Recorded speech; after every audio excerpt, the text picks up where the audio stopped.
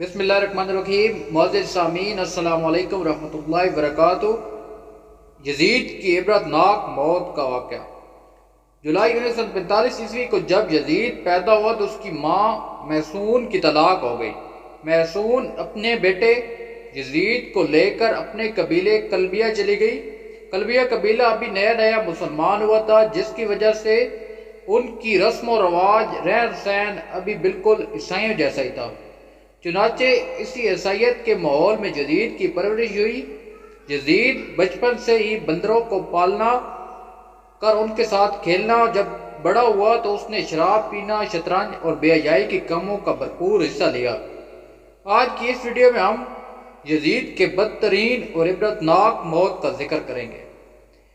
انتہائی مخالفت کے باوجود بھی یزید 60 ہجری کو تخت نشین ہو گیا۔ تخت پر بیٹھتے ہی یزید نے مدینے کے گورنر عتبہ کو خط لکھا کہ عبداللہ بن زبیر، عبد الرحمن بن ابی بکر، عبداللہ بن عمر اور سیدنا امام حسین نے میرے بیعت لی ہے۔ جب ان سب نے یزید کی بیعت کرنے سے انکار کیا تو یزید نے دوسرا خط یہ لکھا کہ نواسہ رسول سیدنا امام حسین سے زبردستی بیعت لی جائے۔ اس لیے گورنر مدینہ حضرت امام حسین کے پاس آیا اور اس نے کہا، یزید نے مجھے آپ سے زبردستی بیعت لینے کو کہا ہے۔ جب حضرت امام حسین رضی اللہ عنہ نے دیکھا کہ اگر میں یزید کے ہاتھ پر بیعت نہ کی تو مدینے میں قتل و غارت ہو سکتی ہے، تو آپ وہاں سے ہجرت کر کے مکہ پھر کوفہ کی طرف نکل گئے۔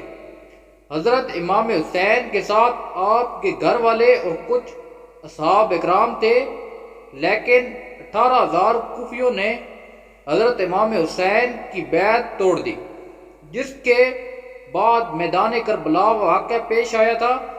میدان کربلا کا واقعہ ہی یزید کا سب سے بڑا گناہ مانا جاتا ہے۔ جب یزید کو پتہ چلا کہ حضرت امام حسین کی کوفے کی طرف آ رہے ہیں تو یزید نے عبداللہ بن زیاد جیسے سخت دل گورنر کو کوفے میں مقرر کر دیا۔ ان کو یزید نے کہا تھا کہ حضرت امام حسین سے بیعت لو، اگر وہ میری ہاتھ پر بیعت نہ کرتے تو اس سے جنگ کروں۔ عبداللہ بن زیاد کے حکم کو مانتے ہوئے شمر اور عمر بن سعد نے کربلا کے میدان میں سیدنا حسین رضی اللہ عنہ اور ان کے ساتھیوں کو 3 دن تک کچھ کھانے پینے کو نہ دیا۔ ان کی شدید پیاس کا احساس دلا کر ان کو شہید کر دیا گیا۔ میدان کربلا میں شمر جیسے بدبختوں نے ایسا سلوک کیا جس کی مثال تاریخ میں مفسرین لکھتے لکھتے آنسو بہاتے ہیں۔ میدان کربلا میں سیدنا حسین کو شہید کرنے کے بعد ان کی عورتوں کو بھی قید کر لیا گیا، بچوں کو بھی قید کر کے طرح طرح سے ظلم و ستم ڈھائے گئے۔ جب سیدنا حسین کا سر مبارک یزید بدبخت کے سامنے لایا گیا تو اس کمینے نے آپ کے سر مبارک کی بہت ہی توہین کی۔ یزید نے سیدنا حسین رضی اللہ عنہ کے سر مبارک کو دیکھ کر ایسے ایسے اشعار پڑھے جن کے بیان کرتے ہوئے بعض تاریخ دان یزید کو کافر بھی کہتے ہیں۔ آخر کیا وجہ تھی کہ یزید نے عبداللہ بن زیاد، شمر اور عمر بن سعد کو اہل بیت کو شہید کرنے کی سزا کیوں نہ دی گئی؟ کیونکہ واقعہ کربلا کے بعد بھی یزید کی موت تک عبداللہ بن زیاد کوفہ اور بصرہ پر یزید کی طرح سے حکمران رہا۔ ایسے واقعات کے باوجود بھی ابن زیاد جیسے شخص اپنی مسند پر برجمان رہنے کی وجہ سے یزید کے پاس آخر کار کیا تھی؟ ابھی 63 ہجری میں مدینے کے لوگ یزید کی بیعت توڑ دیتے ہیں تو یزید کی فوج مدینے پر حملہ کرتی ہے، جس سے واقعہ ہرا پیش آتا ہے، جس میں 80 صحابہ اکرام، مجاہدین، انصار سے 700 تابعین اور اس کے علاوہ 10,000 مسلمانوں کو بے دردی سے مدینے میں شہید کیا گیا۔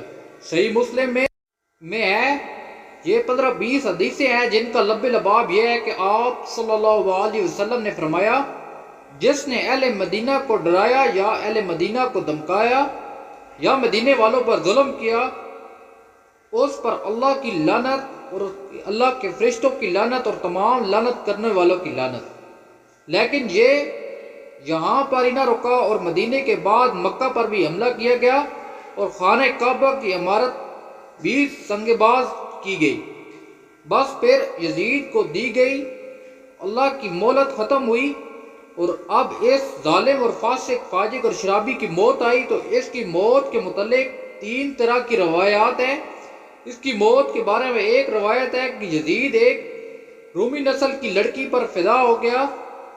یزید نے اس لڑکی کے سارے خاندان کو قتل کروا دیا گیا، لیکن اس کے باوجود بھی یہ یزید اس لڑکی کو حاصل نہ کر سکا۔